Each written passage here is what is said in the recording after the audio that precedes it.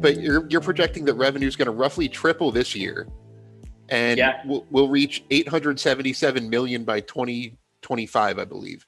Yeah. So that's some pretty big growth. How are you going to get there? It is, yeah. So a few things that are kind of unique to our model. So if you look at our booked revenue, so booked revenue is when a letter of intent has been signed for a specific project.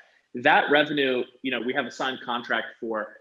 To map how our customers think about this, they're not waking up tomorrow and saying, "Oh, I want to have a building like next week," right? It's a multi-year process, and so because of that, we sign these contracts to supply our products and our services to those buildings in the future, up to 24 months out, which is actually not very long. Like, it's long in one way, but most of these projects are actually being planned 5 years out. So 2 years out is sort of what we look at as the bookings window. So when you see our growth projected for next year, you're looking at GAAP revenue, which is totally reasonable. We have LOIs for a very large portion of that, which is what gives us that confidence. So if you think about our bookings being here and then the deliveries being a lagging indicator, they always move together. Does that make sense? And so the growth we have really good visibility on because we have visibility on the bookings.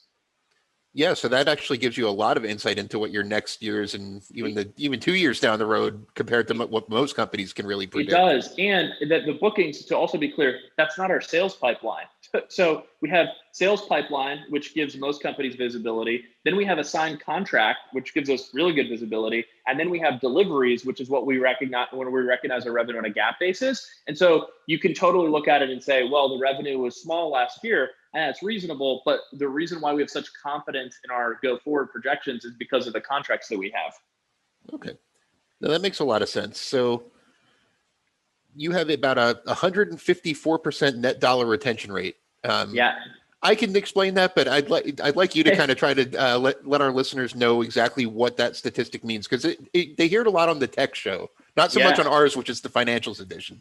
Totally. So net dollar retention is basically how much purchasing your existing customers are doing. And so if you think about that, if they just bought one product one time, it'd be at 100%. And so we already mentioned we have 100% customer retention.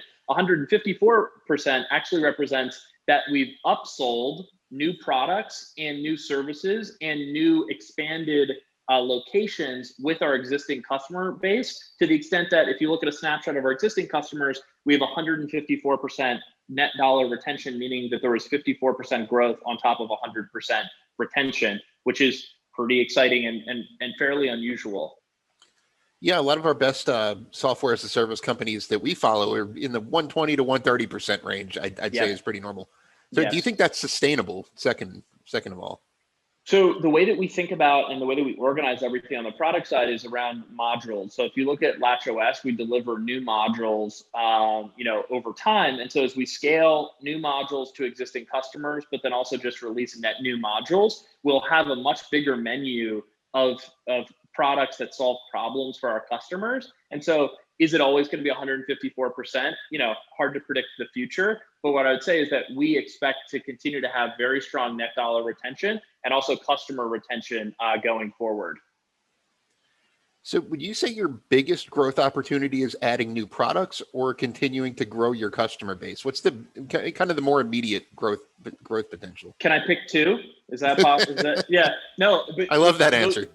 Those are the two things. It's grow number of spaces that have LatchOS, and then grow the things that LatchOS does at those spaces. And that's what I wake up and I think about every day.